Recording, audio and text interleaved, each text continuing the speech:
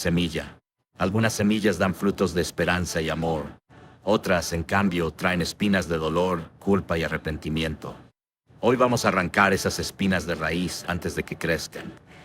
Estos 5 lugares que te voy a mostrar no son una teoría mía. Son advertencias que vienen directamente de las Escrituras, lecciones que han resonado a través de los siglos y que hoy más que nunca necesitas escuchar.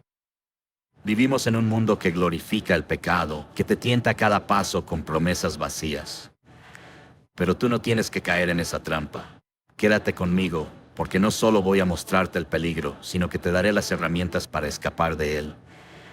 Vamos a caminar juntos por este viaje de 60 minutos que podría cambiar tu vida para siempre.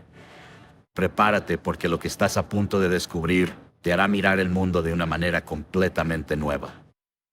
Antes de continuar, te invitamos a darle me gusta a este video para que YouTube lo recomiende a más personas y así puedan aprender más de la palabra de Dios. Y si no te has suscrito, hazlo ahora.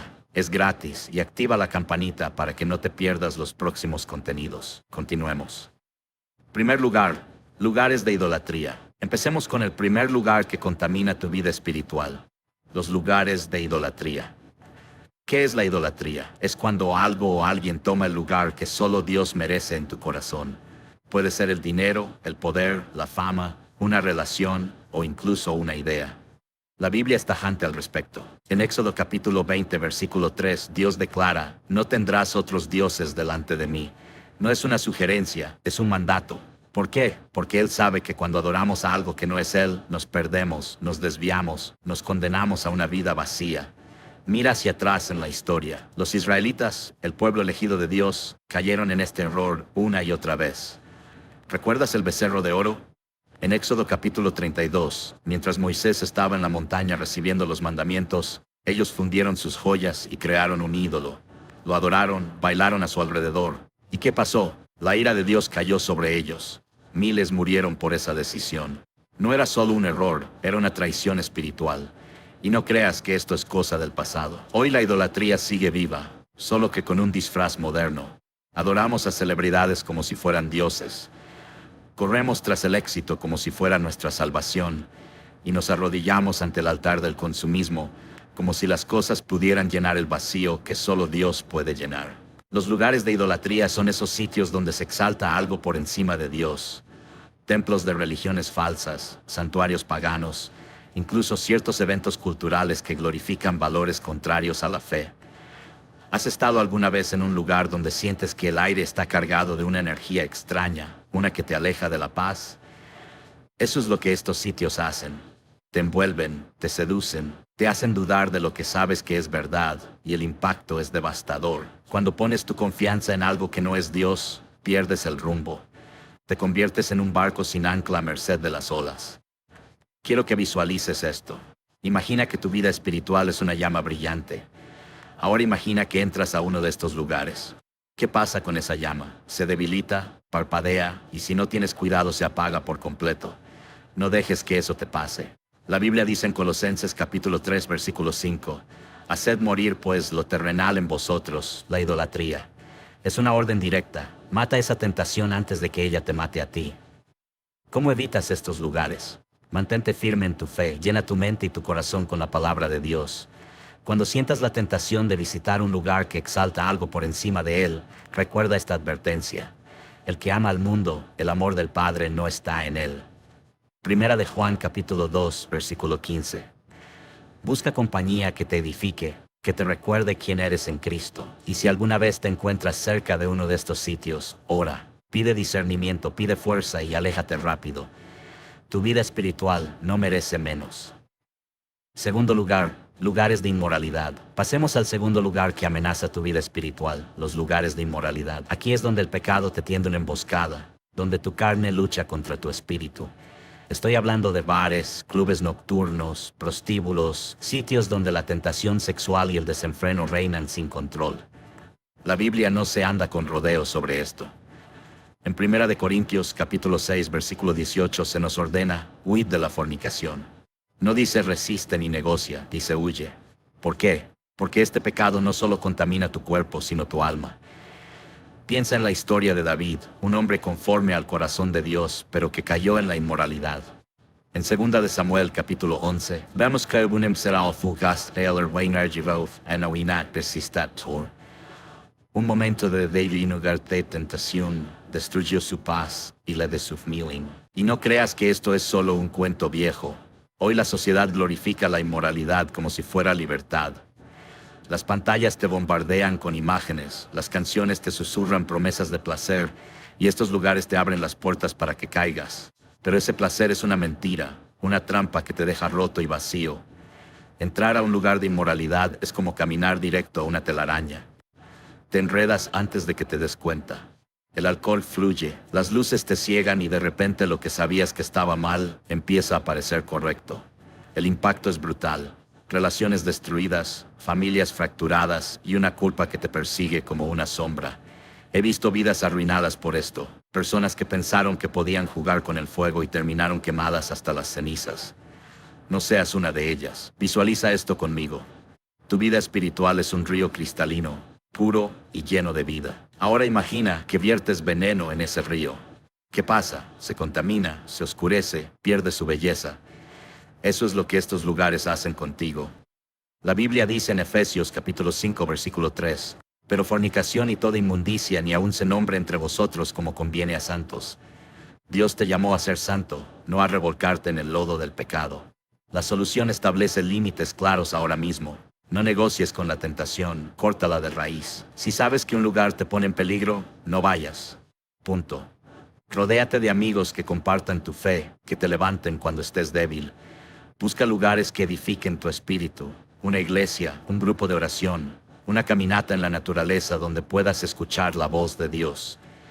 Y si alguna vez sientes esa atracción fatal, recuerda las palabras de 1 de Corintios capítulo 10, versículo 13. No os ha sobrevenido ninguna tentación que no sea humana, pero fiel es Dios, que no os dejará ser tentados más de lo que podéis resistir. Él te dará la salida, solo tienes que tomarla. Tercer lugar, lugares de violencia. Ahora hablemos del tercer lugar que contamina tu vida espiritual, los lugares de violencia. Estos son sitios donde el odio, la ira y la destrucción se desatan sin freno. Campos de batalla, prisiones, incluso ciertos eventos donde la agresión es el rey. La violencia es el opuesto al corazón de Cristo. En Mateo, capítulo 5, versículo 9, bienaventurados los pacificadores, porque ellos serán llamados hijos de Dios. Si quieres ser hijo de Dios, no puedes vivir en un lugar donde la paz muere. Mira la historia de la humanidad. Desde Caín matando a Abel en Génesis capítulo 4, la violencia ha sido una mancha en nuestra existencia. Sodoma y Gomorra fueron destruidas por su maldad y violencia, como dice Génesis capítulo 19. Y hoy nada ha cambiado. Las noticias están llenas de historias de sangre, de dolor, de corazones endurecidos por el odio. Entrar a un lugar de violencia es como meterte en un horno. Sales quemado, con el alma endurecida y la compasión apagada. ¿Has estado alguna vez en un lugar donde la tensión se siente en el aire, donde los gritos y los golpes son lo normal? Esos sitios te cambian, te hacen olvidar que fuiste creado para amar, no para odiar. El impacto es profundo. La violencia engendra más violencia, un ciclo que te atrapa y te aleja de la gracia. He visto cómo hombres y mujeres expuestos a estos lugares pierden su sensibilidad, su capacidad de perdonar, su deseo de paz.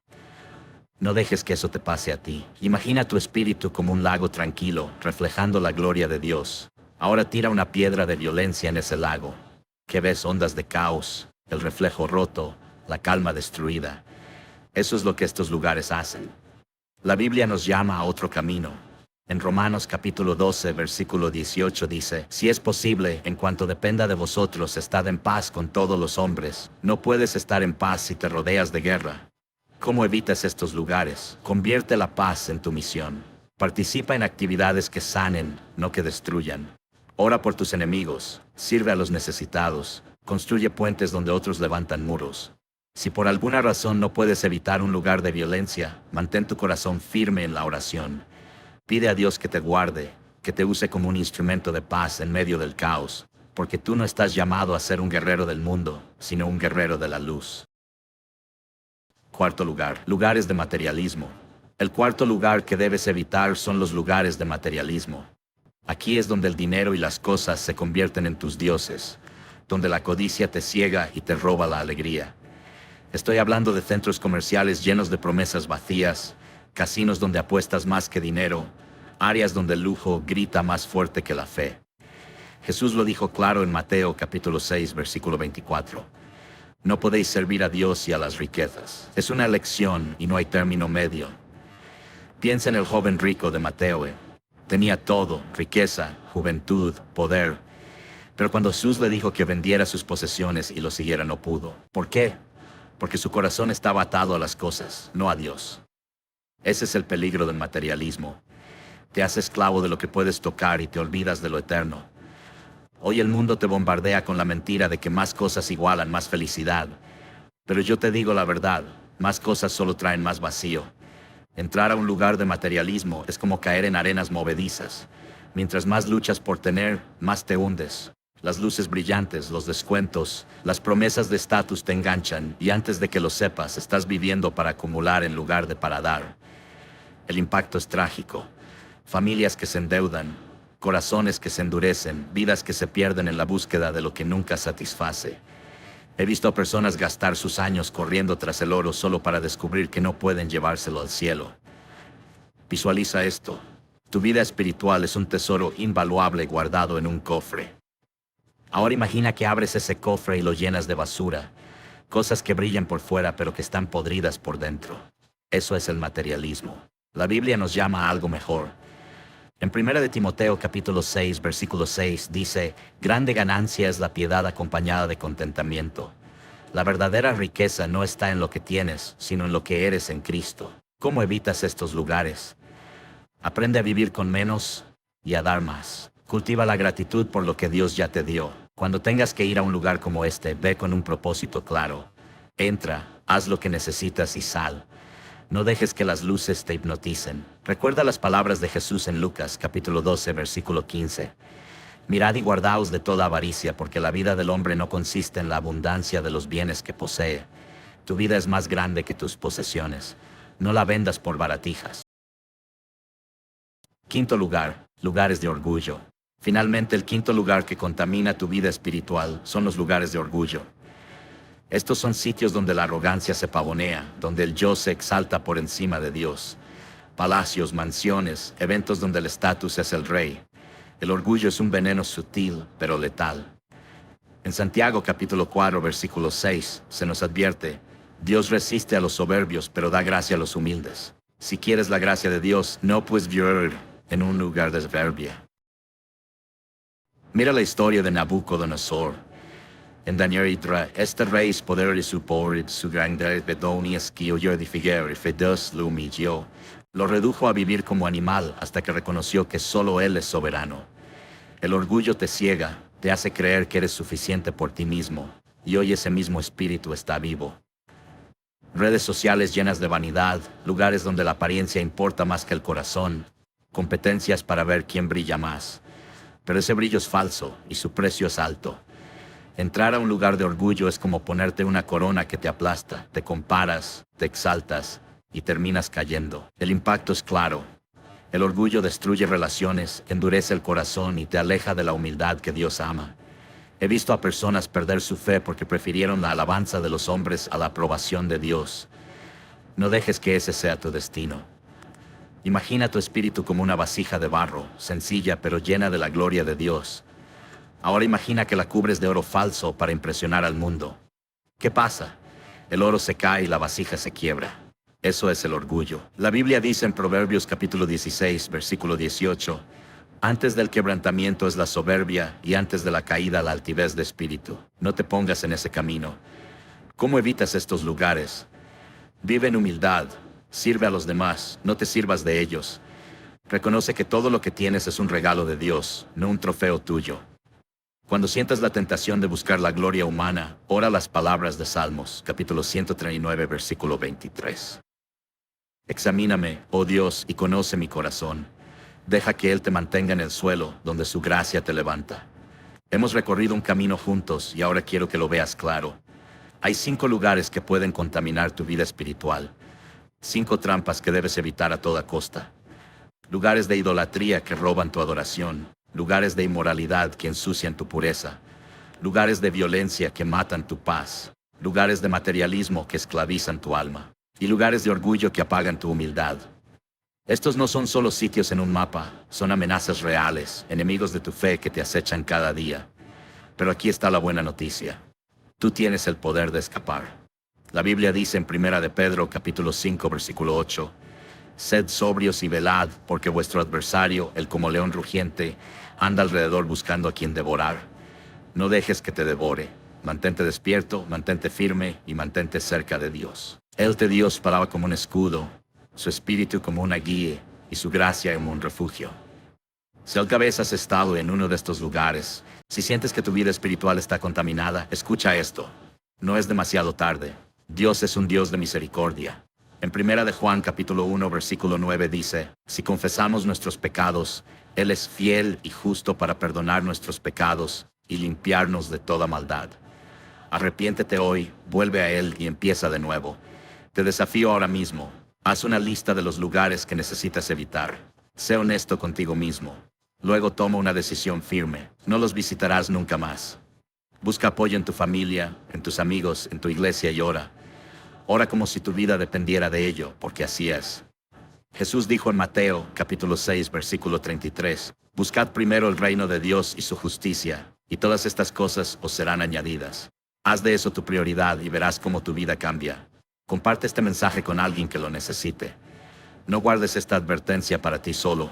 Hay vidas en juego, y recuerda, tu espíritu es un tesoro, un regalo divino que merece ser protegido. Evita estos lugares como la peste y vive la vida abundante que Dios tiene para ti. Que su paz te guarde, que su luz te guíe y que su amor te sostenga. Gracias por estar aquí conmigo. Palabra de Dios. Pero también entenderás por qué muchos cristianos viven en derrota constante. La razón es simple. Nunca han aprendido a ejercer este control fundamental. Considera la historia de un hombre en las Escrituras que enfrentó la tentación más intensa que un ser humano puede experimentar. Durante 40 días fue bombardeado por el enemigo con tentaciones diseñadas específicamente para quebrar su control mental, espiritual y verbal.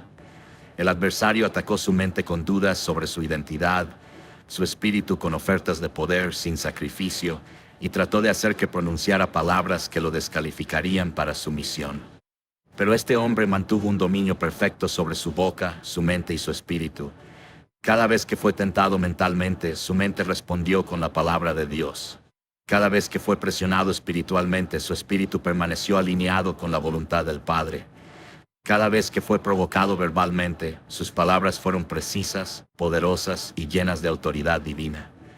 ¿Sabes de quién estamos hablando? De Jesús en el desierto. Su victoria no fue accidental, sino el resultado de un dominio absoluto sobre las 3 áreas más importantes de la vida humana. Y ese mismo dominio está disponible para ti hoy. Antes de continuar, te invito a suscribirte a nuestro canal. Activa la campanita para recibir notificaciones cada vez que subamos más mensajes como este. Y no olvides escribir en los comentarios: «Hoy decido tomar control total de mi boca, mi mente y mi espíritu». Porque cuando declaras esto públicamente, estás haciendo un compromiso que va más allá de buenas intenciones.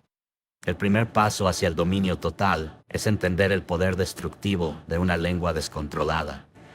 La primera área que debes dominar absolutamente es tu boca, porque según las Escrituras, tu lengua tiene el poder de determinar la dirección completa de tu vida. Santiago 3:36 nos dice: «Cuando ponemos el freno en la boca de los caballos para que nos obedezcan, podemos dirigir todo su cuerpo. Mirad también los barcos. Aunque son tan grandes y son impulsados por fuertes vientos, son dirigidos por un muy pequeño timón, por donde el piloto quiere. Así también la lengua es un miembro pequeño, pero se jacta de grandes cosas. He aquí cuán grande voz que enciende un pequeño fuego. Y la lengua es un fuego, un mundo de maldad». Tu lengua, siendo un órgano pequeño, tiene el poder de dirigir toda tu vida, como un timón dirige un barco enorme. Esto significa que si no tienes control sobre tu boca, no tienes control sobre tu destino. Las palabras que salen de tu boca no son simplemente sonidos que se desvanecen en el aire. Son fuerzas espirituales que crean realidades. Abren puertas o las cierran, bendicen o maldicen, construyen o destruyen.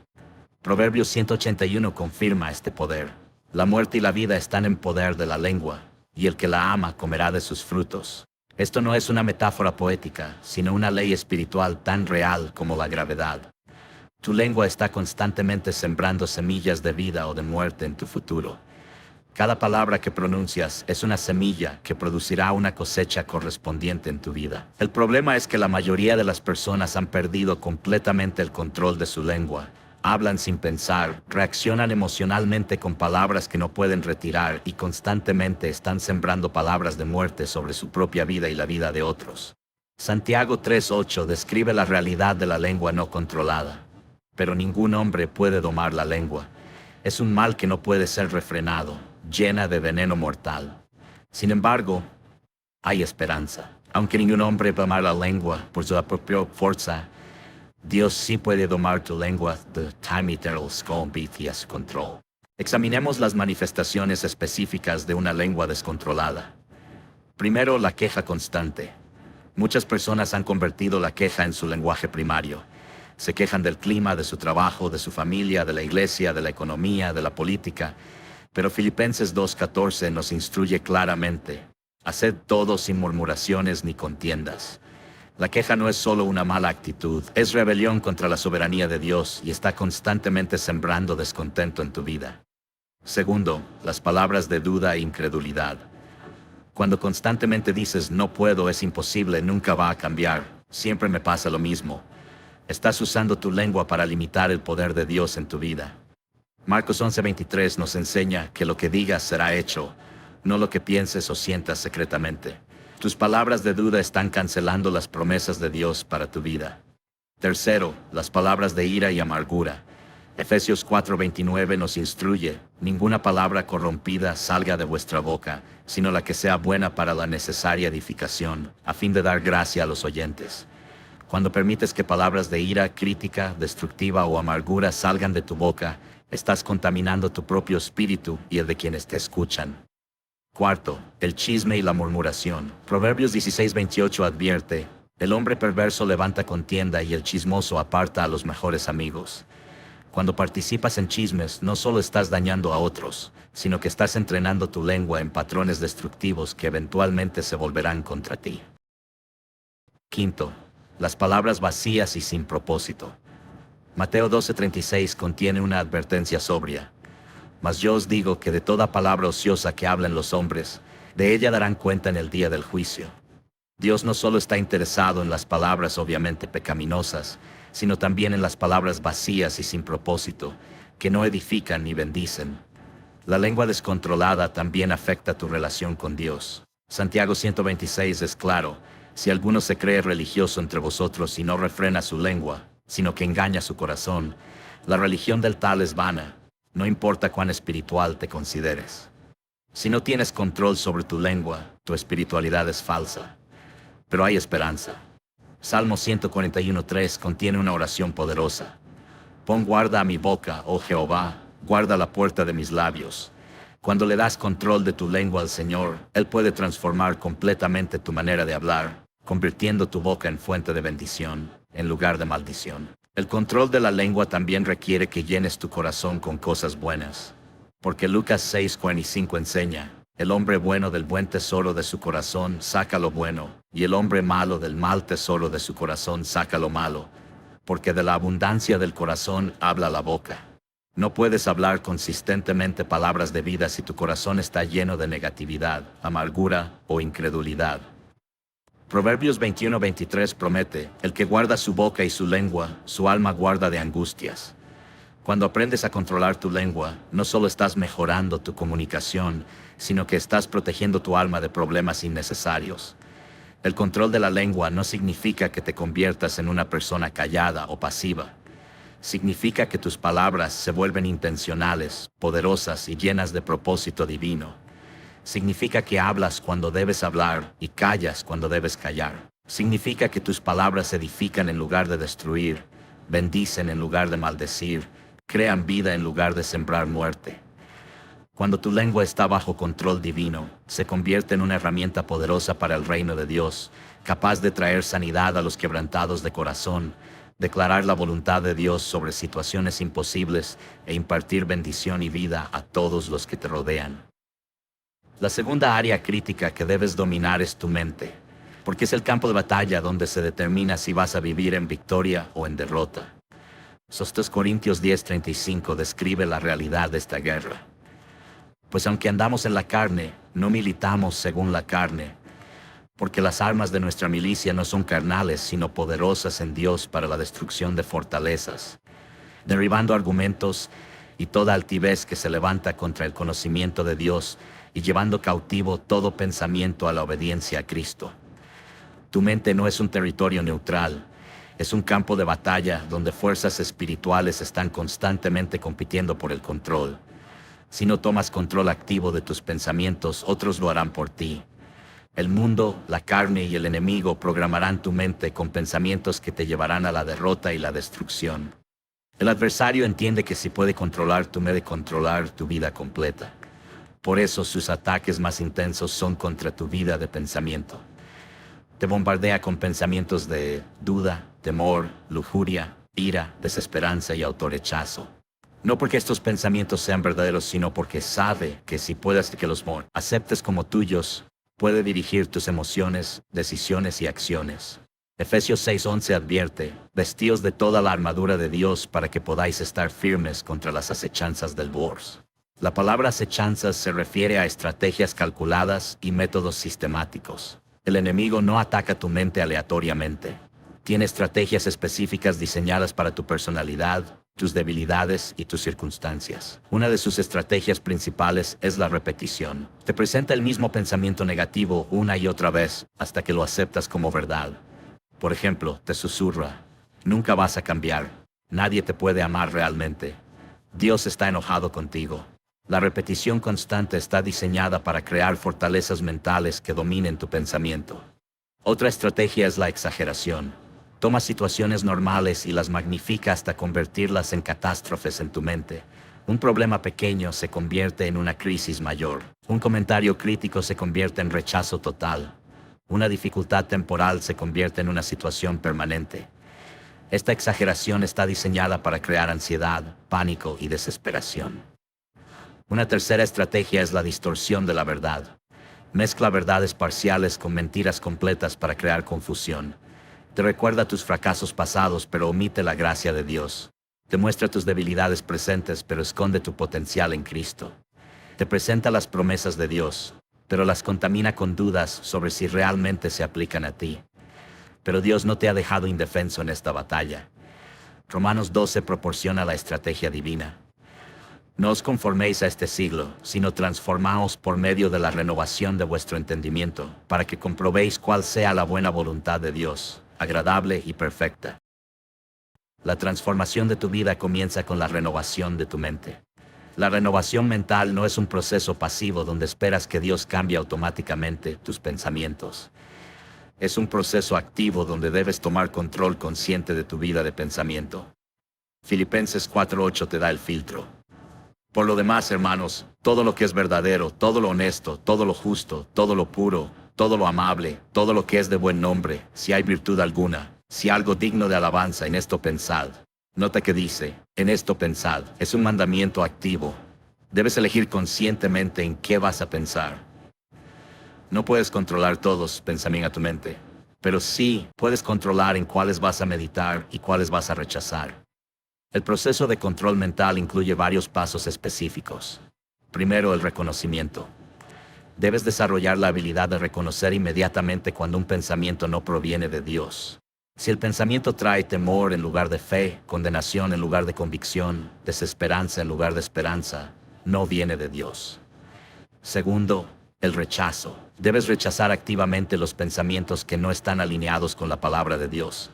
Esto no es supresión, donde intentas no pensar en algo, sino reemplazo, donde conscientemente cambias tu enfoque mental hacia verdades bíblicas. Tercero, el reemplazo. Cada pensamiento negativo debe ser reemplazado inmediatamente con una verdad bíblica correspondiente. Si el pensamiento es nunca voy a cambiar, lo reemplazas con Filipenses 16. Estoy seguro de esto, que el que comenzó en vosotros la buena obra, la perfeccionará hasta el día de Jesucristo. Cuarto, la repetición. Debes repetir las verdades bíblicas hasta que se conviertan en tus pensamientos automáticos. Esto requiere disciplina y persistencia. pero eventualmente las verdades de Dios se vuelven más fuertes que las mentiras del enemigo. La meditación bíblica es fundamental para el control mental. Josué 18 instruye: nunca se apartará de tu boca este libro de la ley, sino que de día y de noche meditarás en él, para que guardes y hagas conforme a todo lo que en él está escrito, porque entonces harás prosperar tu camino, y todo te saldrá bien. La meditación constante en la palabra programa tu mente con pensamientos divinos. También debes proteger las puertas de tu mente. Lo que permites que entre a través de tus ojos y oídos afecta directamente tus pensamientos. Si constantemente consumes contenido negativo, violento, sexualmente inmoral o lleno de temor, vas a luchar para mantener pensamientos puros y positivos. El ayuno también puede ser una herramienta poderosa para el control mental. Cuando ayunas regularmente, estás entrenando tu cuerpo y mente a someterse a tu espíritu en lugar de ser controlados por impulsos físicos y emocionales. La oración persistente es esencial para ganar la batalla mental. Cuando enfrentas pensamientos obsesivos o patrones mentales destructivos, debes orar específicamente para que Dios rompa esas fortalezas mentales y te dé dominio sobre tu vida de pensamiento. El control mental es de enfocar tu mente en propósitos productivos en lugar de permitir que divague sin dirección. Una mente ociosa es vulnerable a todo tipo de pensamientos destructivos, pero una mente enfocada en metas específicas, en crecimiento personal, en servir a otros y en glorificar a Dios, es mucho más resistente a ataques mentales. Cuando logras control sobre tu mente, experimentas la paz que Pablo describe en Filipenses 4:7. Y la paz de Dios, que sobrepasa todo entendimiento, guardará vuestros corazones y vuestros pensamientos en Cristo Jesús. Esta paz no depende de circunstancias externas. Es el resultado de una mente que está bajo el control del Espíritu Santo. La tercera área que debes dominar completamente es tu espíritu, porque es la parte más profunda de tu ser que determina tu conexión con Dios y tu autoridad espiritual. Proverbios 2:28 establece la importancia crítica de este control. Como ciudad derribada y sin muro es el hombre cuyo espíritu no tiene rienda. Un espíritu no disciplinado te deja completamente vulnerable a todo tipo de ataques e influencias destructivas. Tu espíritu es diferente de tu alma, mente, voluntad, emociones y de tu cuerpo. Hebreos 4:12 confirma esta distinción. Porque la palabra de Dios es viva y eficaz, y más cortante que toda espada de dos filos, y penetra hasta partir el alma y el espíritu, las coyunturas y los tuétanos, y discierne los pensamientos y las intenciones del corazón. Tu espíritu es la parte de ti que se directamente con Dios y que tiene autoridad sobre las otras dimensiones de tu ser. Cuando tu espíritu está disciplinado y bajo control, puede dirigir tus emociones en lugar de ser dirigido por ellas. Puede controlar tus impulsos físicos en lugar de ser esclavo de ellos, y puede discernir espiritualmente en lugar de ser engañado por apariencias naturales. Pero cuando tu espíritu no está disciplinado, te conviertes en víctima de todo viento de emoción, todo impulso carnal y toda influencia espiritual negativa. Primera de Corintios 14:32 revela una verdad fundamental. Y los espíritus de los profetas están sujetos a los profetas. Esto significa que tienes control consciente sobre tu espíritu. No eres víctima de tus estados espirituales. Puedes ejercer dominio sobre ellos. Cuando sientes desánimo espiritual, no tienes que permanecer ahí. Cuando experimentas sequedad espiritual, puedes tomar acción para cambiar tu condición.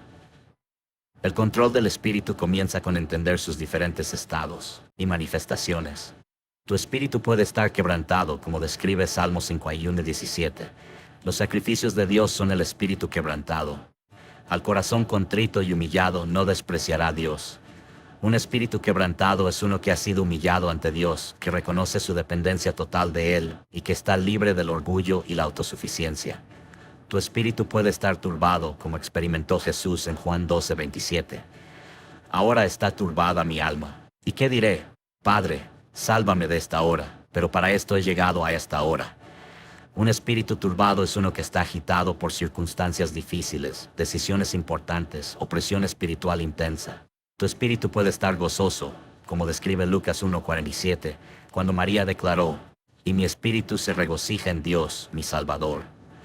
Un espíritu gozoso es uno que está conectado con la alegría del Señor, independientemente de las circunstancias externas. Tu espíritu puede estar fervoroso, como describe Hechos 18:25 sobre Apolos.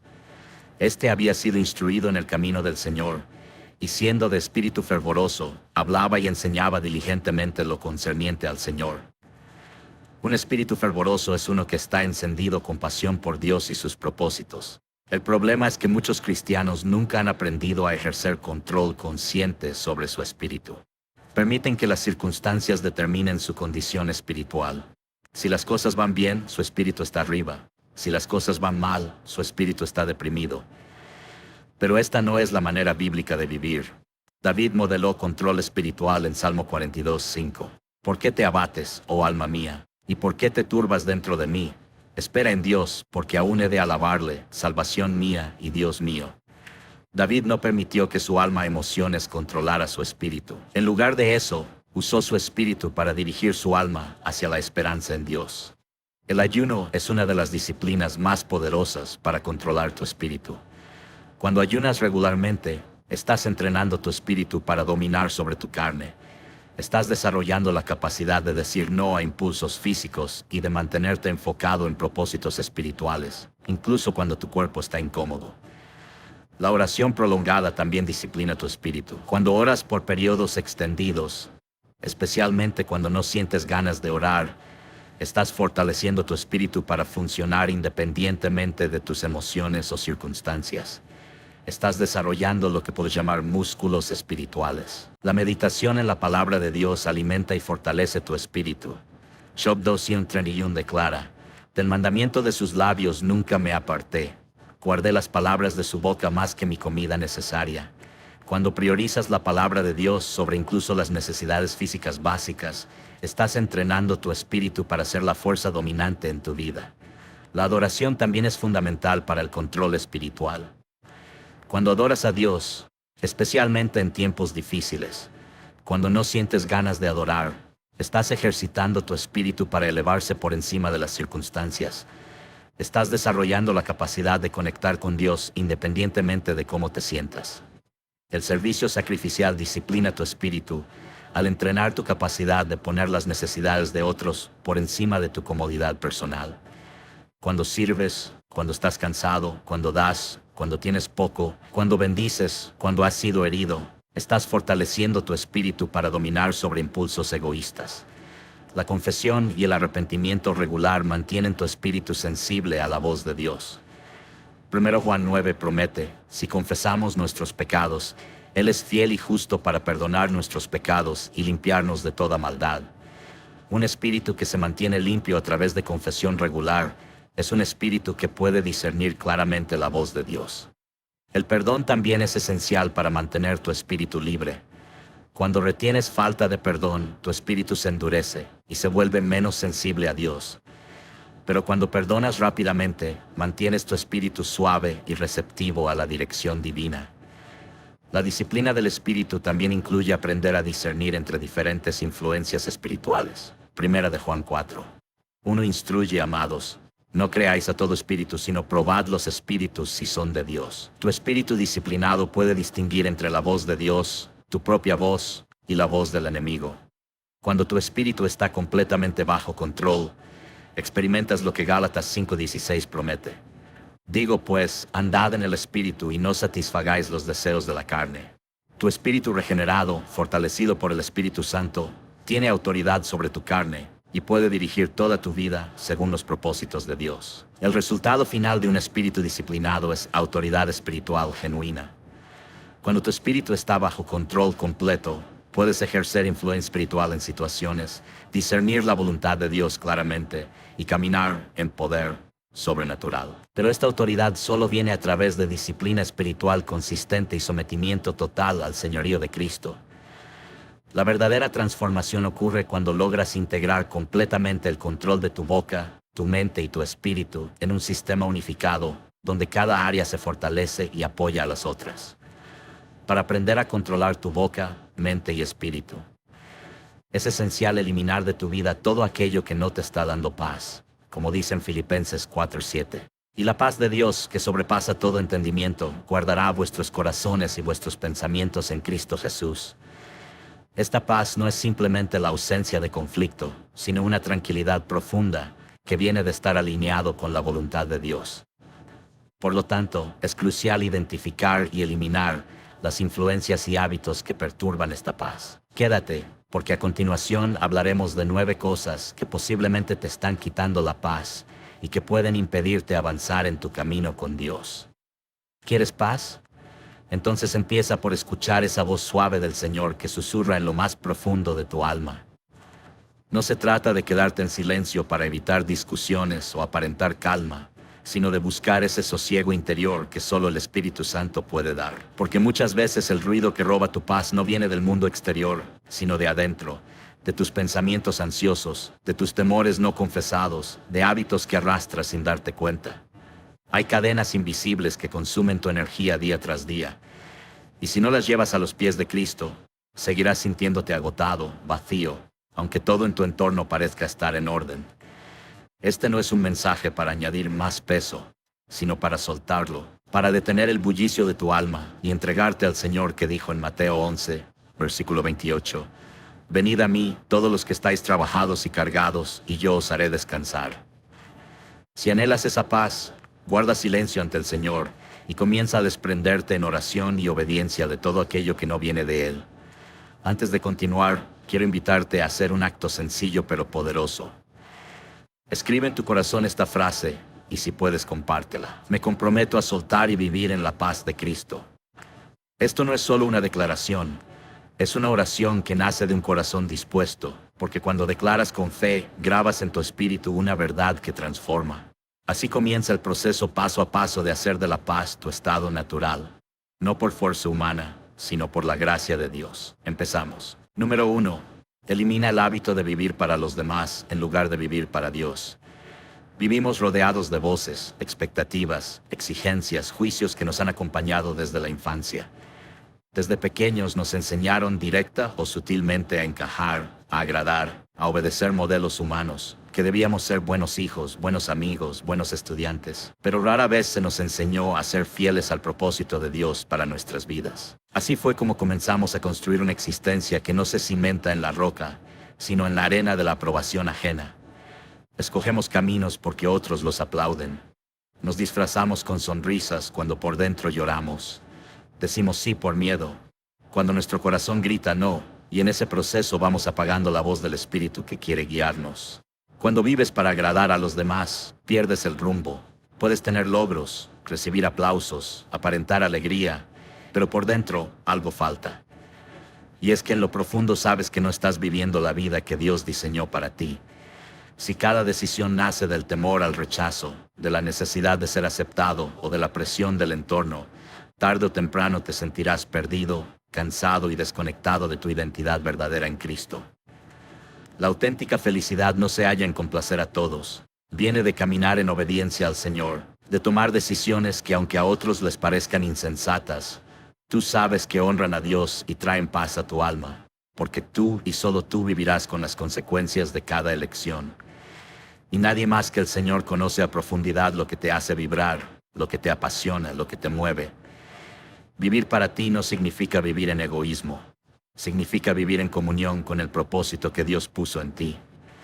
Significa callar el ruido del mundo para escuchar la voz del buen pastor. Significa priorizar lo eterno por encima de lo momentáneo. La palabra nos enseña en Proverbios 3, versículos 5 y 6. Confía en Jehová con todo tu corazón y no te apoyes en tu propia prudencia. Reconócelo en todos tus caminos, y Él enderezará tus veredas. La psicología puede estudiar el bienestar, pero la palabra de Dios es quien sana verdaderamente. Cuando vivimos guiados por el Espíritu, nuestra alma se alinea con la voluntad del Creador. En cambio, cuando buscamos cumplir estándares que no vienen de Dios, cosechamos ansiedad, frustración y vacío. Autenticidad no es solo una cualidad humana, es un fruto del Espíritu cuando vivimos en libertad. Como enseña 2 Corintios 3, versículo 17, donde está el Espíritu del Señor, allí hay libertad. ¿Y cómo se empieza ese camino? Con honestidad delante de Dios, con el valor de orar y decirle, Señor, muéstrame si estoy viviendo por ti o por los hombres. Haz una pausa, toma una libreta, escribe tus sueños, tus metas y pregúntate en oración, Esto lo quiero porque viene de Dios o porque lo esperan de mí. Si descubres que tus pasos no están siendo dirigidos por el Espíritu, es tiempo de volver al altar. Y entonces empezaron a murmurar: ha ido a hospedarse con un pecador. Pero Zaqueo dijo resueltamente al Señor: mira, Señor, ahora mismo voy a dar a los pobres la mitad de mis bienes, y si en algo he defraudado a alguien, le devolveré 4 veces la cantidad. Le dijo Jesús: hoy la salvación ha llegado a esta casa, ya que este también es hijo de Abraham, porque el Hijo del Hombre vino a buscar y a salvar lo que se había perdido. Y ese es uno de los versículos clave en todo el Nuevo Testamento. El 10º, porque te da el propósito de la venida de Jesucristo. Él vino a buscar y salvar lo que se perdió. Tenemos a un hombre, Jesús, Dios hombre, que pasó por Jericó. Él iba camino a morir en la cruz y al pasar por Jericó vio al ciego Bartimeo y lo sanó. Y esa fue una experiencia tremenda donde Bartimeo dijo: ayúdame, ayúdame, ayúdame. Cuando Jesús pasó, él gritó: ¿quién está pasando? Y alguien se detuvo y dijo: Jesús de Nazaret está pasando. Y él gritó: Jesús, hijo de David, ten misericordia de mí. Y si no hubiera gritado en ese momento, nunca habría sanado. Jesús pasó por ahí una vez, como Jesús está pasando por el centro de Florida ahora. Y él tal vez no vuelva a pasar por aquí de esta forma. Cuando muchas personas se han reunido y orado y respaldado esta cruzada, la mayoría de las iglesias del centro de Florida cooperaron. Es una gran cruzada. ¿Cuándo volverá a pasar Jesús? Está pasando. Y para muchos de ustedes, esta podría ser la última oportunidad que tendrán para asegurar su relación personal con Dios. Y luego estaba saliendo de Jericó. Jericó, una ciudad relativamente pequeña. Había otro hombre que quería ver a Jesús y su nombre era Zaqueo. Y él se encontró con Jesús saliendo de la ciudad. Zaqueo era el hombre más odiado de la ciudad. Era el más rico ahí. Era un publicano, cobrador de impuestos, rico y despreciado. Un maestrili social, era judío, pero recolectaba notos vastos para Roma, el país ocupante. Además intentaba cobrar mastos. Pagaba a Roma y llenaba sus bolsillos. Así eran los cobradores de impuestos de esos días. Se volvían las personas más ricas de la ciudad y los hombres más despreciados de la ciudad, porque los veían como traidores a su propio pueblo. Eran vistos como ladrones y tramposos, y se volvían muy ricos como resultado de eso. Ahora, si Jesús considerara la opinión pública, lo hubiera ignorado al verlo cuando llegó a ese árbol sicómoro a donde Zaqueo se había subido. Ahora, Zaqueo era un hombre solitario, no tenía amigos, y hay muchas personas solitarias aquí hoy. Los amigos los malinterpretan, y sus seres amados los han traicionado, y han fallado en la escuela, y su soledad los ha llevado a la amargura. E imagino que él era amargado también, porque casi todas las personas de la ciudad lo despreciaban. Él era odiado y lo evitaba la mayoría de la gente, pero tenía curiosidad.